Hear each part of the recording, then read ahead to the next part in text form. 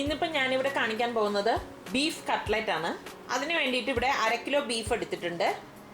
ഒരു 5 സവാള ചോപ്പ് ചെയ്തെടുക്കണം ചെറുതായിട്ട്. ഒരു വലിയ പൊട്ടറ്റോ, ചെറുതാണെങ്കിൽ 2 പൊട്ടറ്റോ എടുക്കുക. ഈ പൊട്ടറ്റോ നന്നായി പുഴുങ്ങിയെടുക്കണം. ഇനി ഇതിലേക്ക് വേണ്ടത് ഒരു മീഡിയം പീസായിട്ടുള്ള ഇഞ്ചി നീളത്തിൽ അരിഞ്ഞത്, ഒരു 3 പച്ചമുളക് കീറിയത്, 1 ടേബിൾ സ്പൂൺ മല്ലിപ്പൊടി, 1.5 ടേബിൾ സ്പൂൺ കുരുമുളക് പൊടി, 1/2 ടീസ്പൂൺ ഗരം മസാല പൊടി, 1 ടീസ്പൂൺ മഞ്ഞൾപ്പൊടി. ഇതിലേക്ക് വേണ്ടത് ഒരു മുട്ട, ബ്രെഡ് ക്രംസ്. ഒരു പ്രഷർ കുക്കർ വെച്ചിട്ട് അതിലേക്ക് ബീഫ് ഇട്ട് കൊടുക്കാം. ഈ ഇഞ്ചി അരിഞ്ഞു വെച്ചിരിക്കുന്നത് ഇതിലേക്ക് ഇട്ട് കൊടുക്കാം. ഇത് വെന്ത ശേഷം നമ്മളിതിനെ ചോപ്പ് ചെയ്തെടുക്കുന്നുണ്ട്. ഇതിലേക്ക് പച്ചമുളക് ഇട്ട് കൊടുക്കാം, മഞ്ഞൾപ്പൊടി ഇട്ട് കൊടുക്കാം,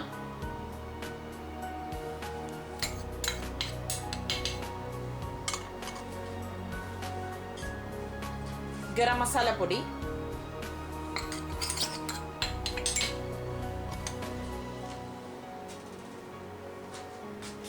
മല്ലിപ്പൊടി,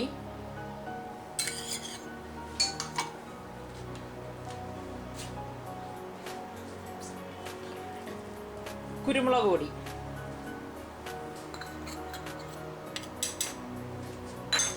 ഇട്ട് നന്നായിട്ട് മിക്സ് ചെയ്യുക.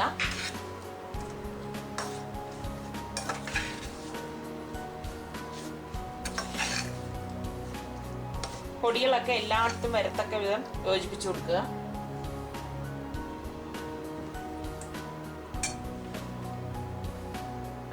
ഇതിലേക്ക് ആവശ്യത്തിനുള്ള ഉപ്പിട്ട് കൊടുക്കുക.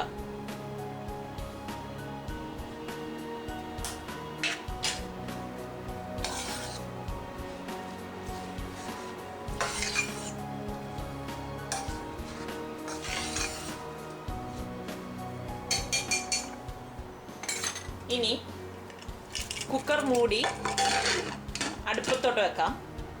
വെള്ളം ഒഴിക്കേണ്ട. ഇനി കുക്കർ മൂടി അടുപ്പത്ത് വെച്ചിട്ട് 5 വിസിൽ കേൾക്കുന്നത് വരെ ഇത് വേവിച്ചെടുക്കാം. ഗ്യാസ് ഒരു മീഡിയം ഫ്ലെയിമിൽ വെച്ചാൽ മതി.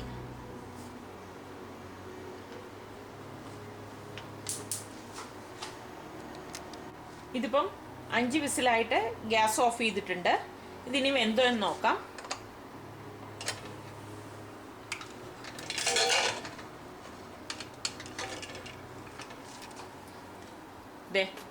ഇതിപ്പോൾ വെന്തിട്ടുണ്ട്. നമ്മൾ ഒട്ടും വെള്ളം ഇതിലേക്ക് ഒഴിച്ചിട്ടില്ല. ഈ ബീഫിലുള്ള തന്നെ വെള്ളമാണ്. ആ വെള്ളം അങ്ങ് വറ്റിച്ച് മാറ്റുക. ഗ്യാസ് ഓൺ ചെയ്തിട്ട് അതിലെ വെള്ളം അതിലിട്ട് തന്നെ അങ്ങ് വറ്റിച്ചെടുക്കാം.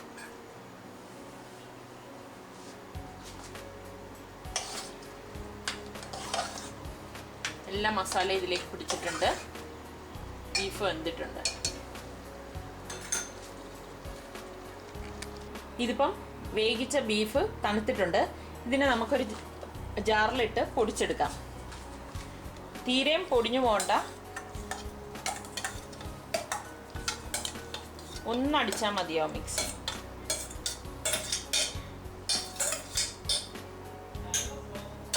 ഇതിനെ ഒന്നടിച്ചെടുക്കാം. ഇത് ഒന്ന് അടിച്ചെടുത്തതാണ്. ഇതിനെ ഈ ബൗളിലേക്ക് മാറ്റാം.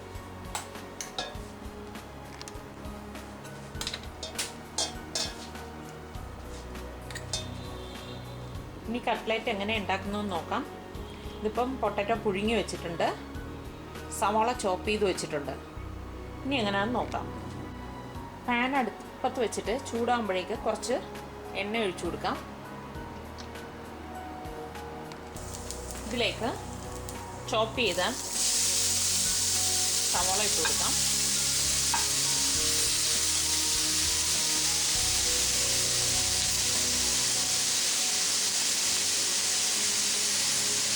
നന്നായി വഴറ്റാം. ഇതിലേക്ക് കുറച്ച് കറിവേപ്പില ഇട്ട് കൊടുക്കാം.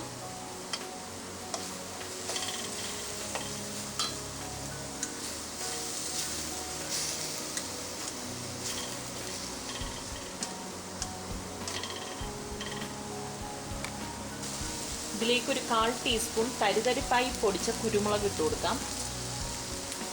ഒരുപാട് ഇടണ്ട, നല്ല എരിവ് വരും.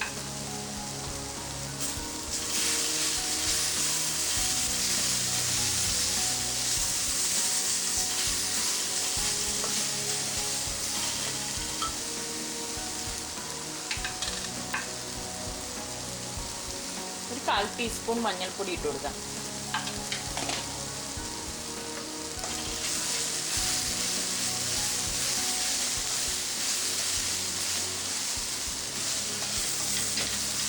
നന്നായി ഇളക്കി കൊടുക്കുക. സവാളയിലെ വെള്ളമെല്ലാം വറ്റി വരുന്നുണ്ട്.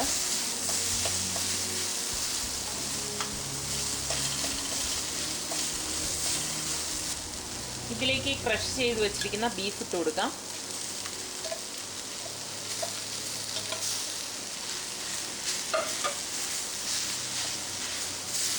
നന്നായി ഇതിലിട്ട് ഇളക്കി ഫ്രൈ ചെയ്യാം.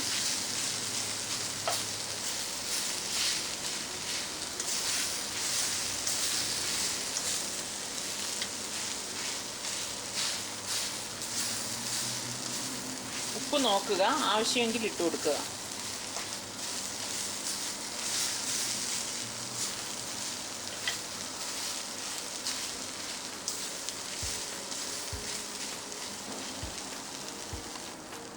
ഇതിലേക്ക് പുഴുങ്ങി പൊടിച്ച പൊട്ടറ്റോ കുറേശ്ശെ ചേർത്ത് മിക്സ് ചെയ്ത് നോക്കുക.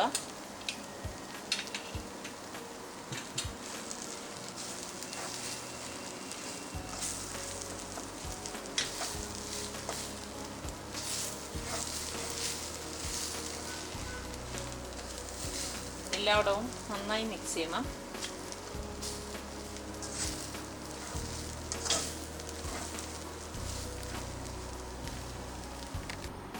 ഇതിപ്പോൾ റെഡി ആയിട്ടുണ്ട്. ഇനി ഇതിനെ ഒന്ന് തണുത്ത ശേഷം ഷേപ്പ് ചെയ്ത് മുട്ടയിൽ മുക്കിയിട്ട് ബ്രെഡ് ക്രംസിലും പൊതിഞ്ഞ് ഫ്രൈ ചെയ്തെടുക്കാം. ഇതിനി ഒന്ന് തണുക്കട്ടെ. ഇതിപ്പോൾ തണുത്തിട്ടുണ്ട്. ഇതിനെ ഇനി ഷേപ്പ് ചെയ്ത് ഒരു പാത്രത്തിലേക്ക് മാറ്റി വെക്കാം.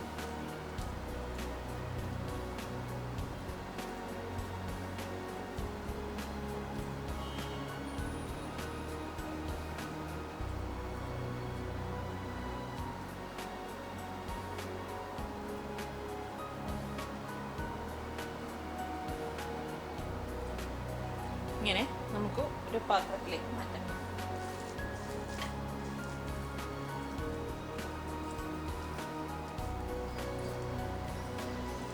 നല്ല ടേസ്റ്റാണ്. കുരുമുളകും കറിവേപ്പിലയൊക്കെ കിടന്നിട്ട്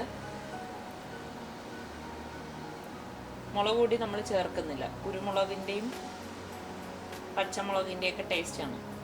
നല്ലൊരു ടേസ്റ്റാണ്. ഇങ്ങനെ ഷേപ്പ് ചെയ്തത് നമുക്കൊരു പാത്രത്തിലേക്ക് മാറ്റാം. ഇതിപ്പം കട്ട്ലറ്റ് എല്ലാം ഇങ്ങനെ ഉരുട്ടി വെച്ചിട്ടുണ്ട്. ഇനി ഇതിനെ മുട്ടയിൽ മുക്കി ബ്രെഡ് ക്രംസിലേക്ക് പൊതിഞ്ഞെടുക്കാം. ഇതിപ്പോൾ ഞാൻ മുട്ട ബീറ്റ് ചെയ്ത് വെച്ചിട്ടുണ്ട്. ബ്രെഡ് ക്രംസും എടുത്തിട്ടുണ്ട്. ഇത് എങ്ങനെയാണ് കോട്ട് ചെയ്യുന്നത് കാണിച്ചു തരാം.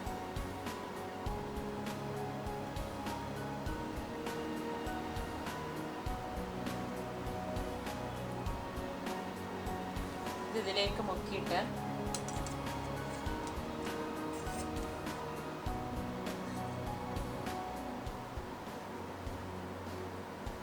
ബ്രെഡ് ക്രംസിലേക്ക് ഇടാം.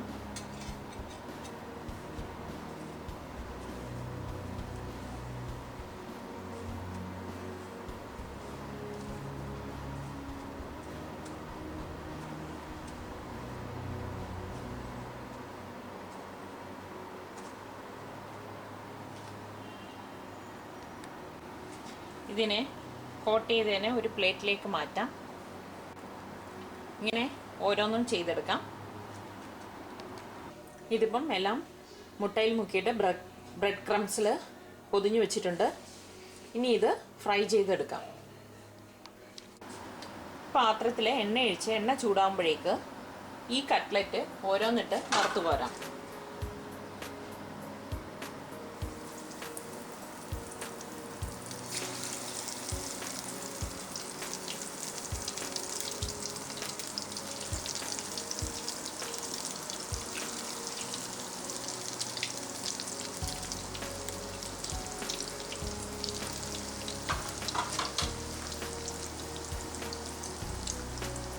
ഗോൾഡൻ കളർ ആകുമ്പോഴേക്ക് മറിച്ചിട്ട് കൊടുക്കാം.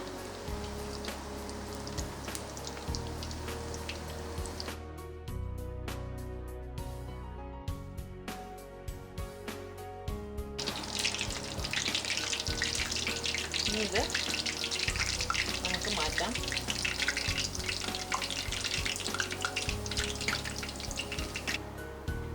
ബീഫ് കട്ട്ലറ്റ് ഇവിടെ റെഡിയായി. ഇതെല്ലാവരും ട്രൈ ചെയ്ത് നോക്കുക, അഭിപ്രായം പറയുക.